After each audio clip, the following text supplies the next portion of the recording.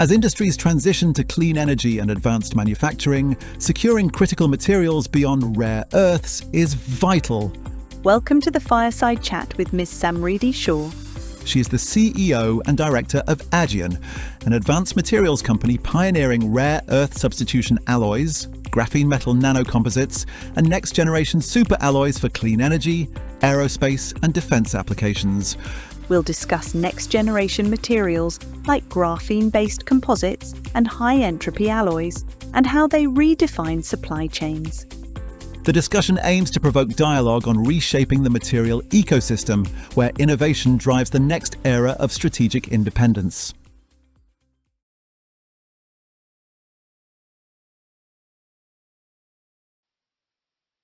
So I need to have said all that because that voiceover said to talk. Anyway, great to have you here. Thank you for having me today. It's a very interesting introduction. Thank you very much for that. So Agian, tell us more about Agian and the genesis of it and what you do. Well, I think a lot of it has already been covered in that. We work with advanced materials. Primarily, we basically convert raw materials into high-performing alloys, superalloys, ceramics, composites, and then supply them to our clients who are mostly Tier 1, Tier 2 manufacturers. So OEMs like Airbus, Lockheed Martin, so different militaries who are working on developing their equipments. And I think it is very interesting to be part of this conversation here today because Agian has been looking towards diversifying its current supply chain outside of India. So the company is headquartered in India. We do have our R&D office here in Leicester. We have been working with the European Space Agency, and therefore we've been looking at areas where we can diversify our current supply chain network as well, which is not exactly dependent on our current supply chains. So that's one of the reasons that we have started discussing or having initial discussions with the mines, so that because it would take us at least 18 months to do our own due diligence before we have an offtake agreement with any one of them. But that being said, we have been utilizing several different critical rare earth minerals, and now we have been moving out from the critical rare earth because, see, the market is ruthless. And engineers and chemists that are working at several of these sophisticated buyers like Airbus, Lockheed Martin, the space agencies across the world, they do not want to depend on 1% of the Earth's crust. They want to depend on something that is abundantly available. And how can they achieve that if the high performance is available only through things or elements which provide certain kind of chemistry or outcomes when they react with other elements? So what we have been trying to achieve here is making critical non-critical. That has been one of our mandates in the last few years.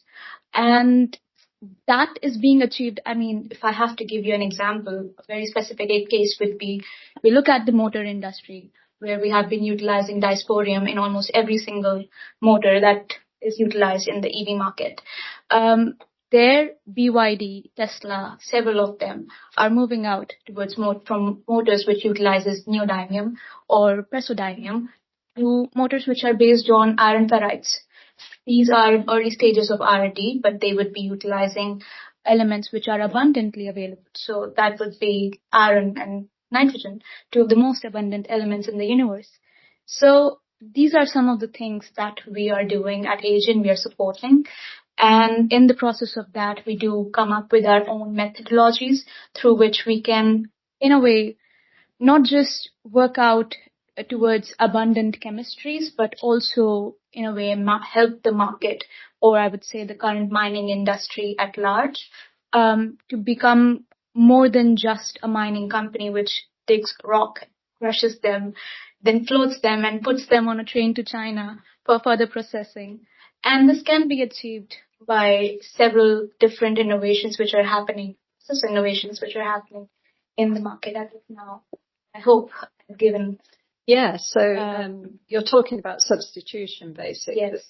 when I was involved in the first UK critical mineral strategy, we had an NGO roundtable, and the NGO said there was no justification for mining. We should be looking at substitution and recycling. So you're trying to make that a reality. Not just recycling. What we are trying to achieve is just mining would always be there. It's a necessary evil. You cannot really avoid that. I know that there are several environmental concerns which revolves around it, a lot of different NGOs which works on that, different regulations which needs to be followed as well, and the government is doing their best in almost every single geography that is there. But at this point, it's not about just looking at whether it's good or bad. It's about where can you do it, where it would have the least impact on the society at large, and that includes both the environmental concern and also the other demographics which are present in those locations. One example for that has been in India, since I'm from India. I would give that example. There is a huge deposit of lithium in the region of Jammu Kashmir, and that hasn't been able to, nobody has been able to take up the extraction contract from the ministry so far, because one of the criteria is to displace the village which is present there. And I think everybody here would be familiar with these kind of problems. It's just that the government has given the authority to the village sarpanch, which is the common local governing body there, to decide whether they want to displace or not. So the company which takes up that contract has to deal with the village authority as well, and just simply refuse to do that. So this is what is happening when it comes to critical minerals, because it forms 1% of the Earth's crust. It's not that easily available. That's why it is called critical mineral in the first place. And that is primarily the reason that we do not want to depend on it as the buyer. And as a metallurgy company, we are looking towards trends that our current clients and the OEMs are moving away from material which would utilize any form of it. And in the next 5 to 10 years, we do believe that the market would have largely moved out of it. It may sound like a long time to some, but I think in the mining industry, it's a very small timeline. So 5 to 10 years, the market is looking towards iron, manganese, aluminium as a replacement for some of the critical minerals which are there. Cobalt, for example, has become a bottleneck, a reputational nightmare, I would say, for a lot of different EV companies. And the market is dealing with that by replacing cobalt with manganese sulfates. So, and this is something that can be achieved very easily, by the way, because manganese sulfate is easily formed and is found in the ores as well. So all you have to do is find a way to make a precipitate and just go one step further from mining. And you will essentially become from a miner to a fine chemical company. So you will be making battery grade material. So we want to be closer. I'm not sure how clear I am, but I think hope that's better.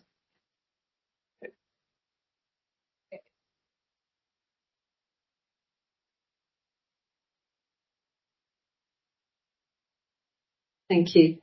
Well, I do not know how much they heard, but I said, okay. Nothing. Some people did. Okay. In fact, are you willing to take questions from the audience? If there are any? Sure. If anybody's got any. On superalloy processing and substitution, and yeah, we've got a question. Sorry about that.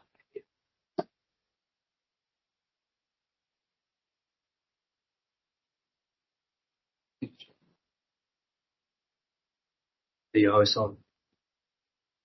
One of the things about rare metals is they are rare. If you're successful in your business strategy, how are you going to make your substitute? How are you going to protect yourself against other people doing exactly what you've done? Don't really have to. That's an interesting part about being in this industry. It's a high barrier to entry kind of industry that we're operating in. Also, the idea behind having this conversation is not exactly to protect our own patents, because we really believe that if the community at large is benefited by this R&D that we are doing. I mean, they should. Also, the idea is to use abundant chemistry, and the industry would be utilizing it in bulk. So if the pie is bigger, I mean, everybody's shares gets increased. And I always believe that competition creates market. If the pie is small, it's small for me as well, no matter if I have 90% of it. If it's bigger for everyone. I would rather have 30% of a $100 billion market than have 90% of a $1 billion market.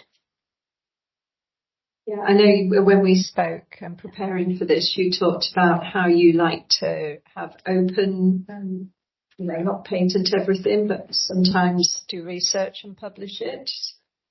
Yes, like I just mentioned, we sometimes have R&D projects which are not exactly essential to our core work.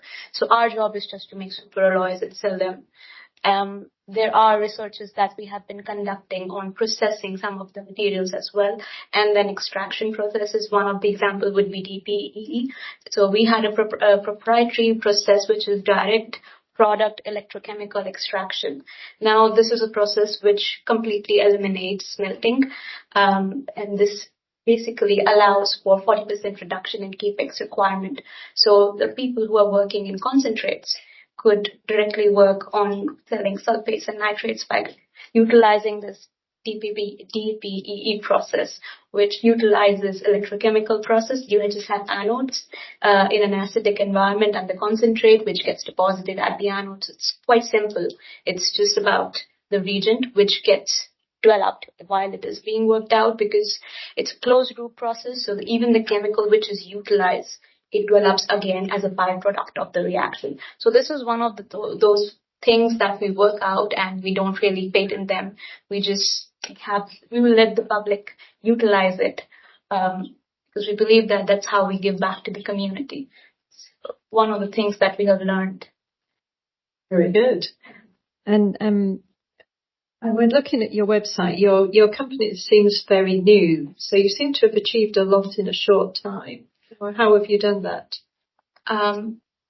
That is because I do come from a family business background. Asian is fairly new. It was a spin-off for focusing on materials. We do have another entity which has been operating since 1950s. So it's been a long time in the market since we have been working with different OEMs. As of now, Asian is more focused towards space. And that's why, I guess, this question comes a lot of times to us: how exactly are you working with all these OEMs if you're so young? It comes from a long line of being able to be in the industry and having that credentials and all the credibility and performance that we have built over time. Yes, but you have made this company successful.